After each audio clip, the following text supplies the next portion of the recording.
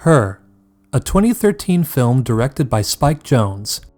Theodore Twombly, played by Joaquin Phoenix, purchases an AI virtual assistant for his operating system, voiced by Scarlett Johansson, who calls herself Samantha. While Theodore and Samantha develop a strong romantic relationship, he also works through his divorce from his ex-wife Catherine, and also develops a fraught relationship with his friend Amy, played by Amy Adams, who also develops a relationship with an AI.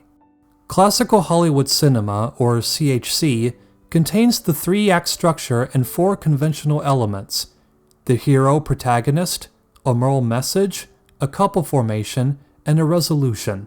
Theodore Twombly is our protagonist.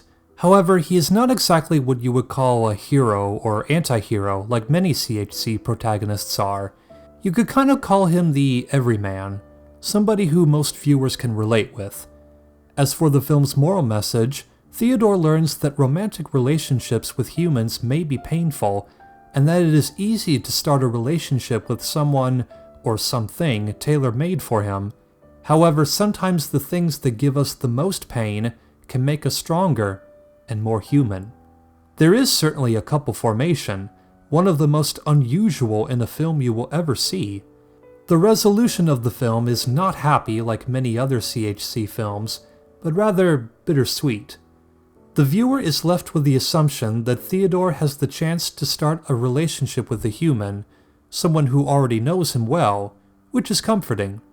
As for the film's structure, Theodore, the secondary characters, and the main conflict are introduced in Act 1.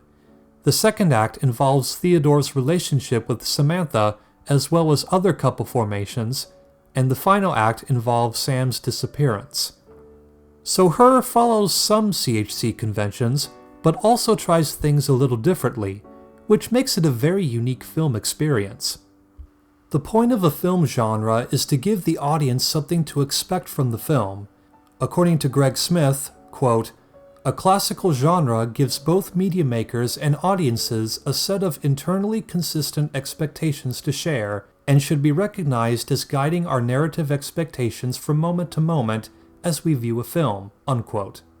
To pinpoint this film's genre is not an easy task, because we aren't sure what to expect throughout the viewing.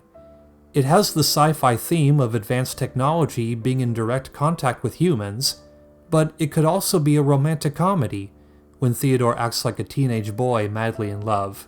Look at that, right out of a Hallmark movie. But it could also be a drama. I mean, look at all those scenes of Theodore lying in his bed looking depressed.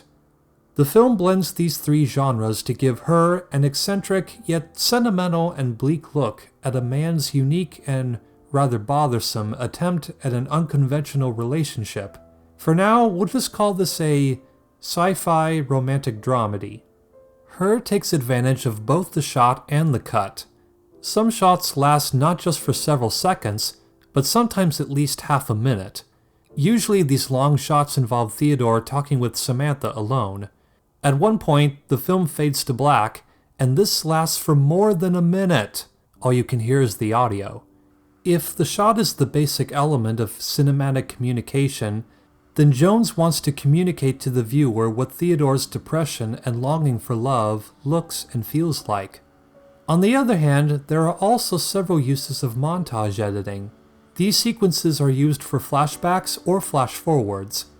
When Theodore thinks back on the most important times with his ex-wife, he thinks of all the most delightful, peaceful, and even painful moments of his marriage. Through these montage sequences, we are able to understand Theodore's past more clearly.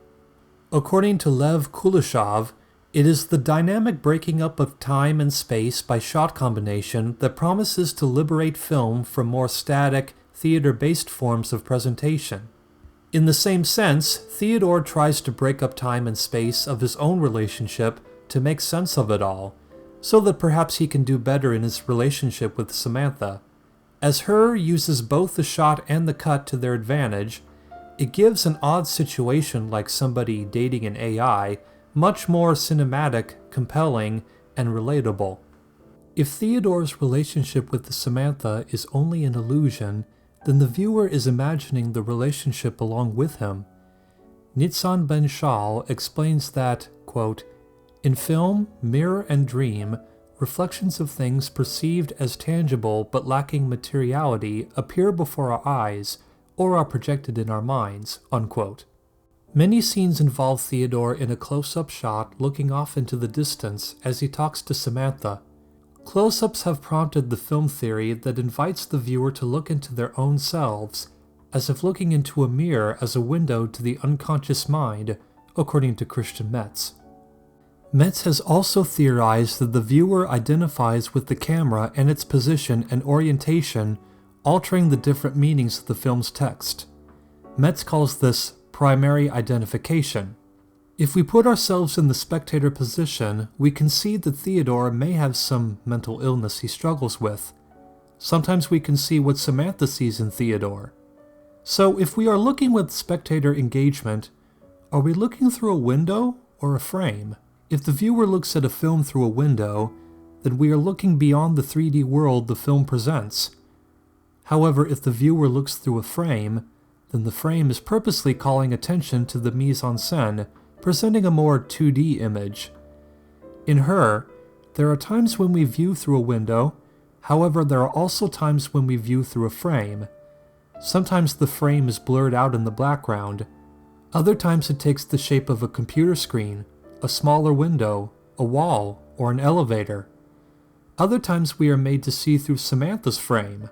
One of the main goals of Her is to make you feel safe and warm one minute, but then uncomfortable the next.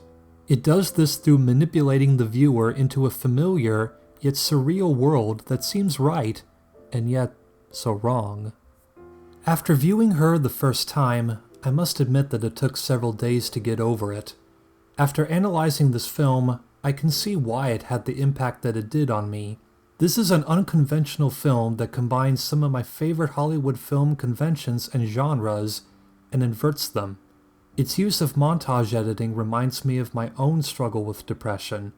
And as I look into the film as a mirror, a window, or a frame, and place myself into the spectator position, I feel like I'm looking into a world and a situation that could be, and I might be willing to try myself, yet I now know the consequences. It's an uncomfortable film for all the right reasons, and because of the chances and risks it takes, this is now officially in my top 25 favorite films ever.